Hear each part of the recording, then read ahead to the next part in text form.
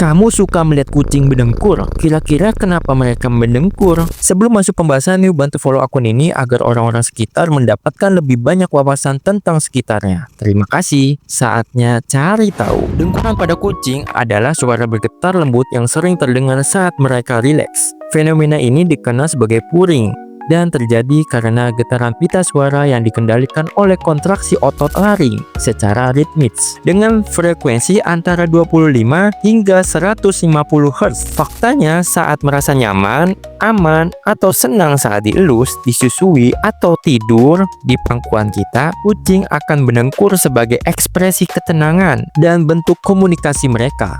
Namun, menariknya, kucing juga bisa mendengkur saat stres, kesakitan, cemas, atau bahkan mendekati kematian sebagai cara untuk menenangkan diri. Secara ilmiah, frekuensi dengkuran ini terbukti dapat merangsang penyembuhan tulang dan jaringan, meredakan nyeri, serta menurunkan stres, sehingga dengkuran ini juga berfungsi sebagai mekanisme penyembuhan alami atau self-healing. Fakta terakhir, anak kucing bahkan mulai mendengkur sejak usia 2 hari atau berinteraksi dengan induknya. Jadi, meskipun terdengar suara manja yang menggemaskan, dengkuran kucing sebenarnya merupakan respon biologis yang kompleks mencerminkan kondisi fisik, emosional, dan naluri bertahan hidup sang kucing.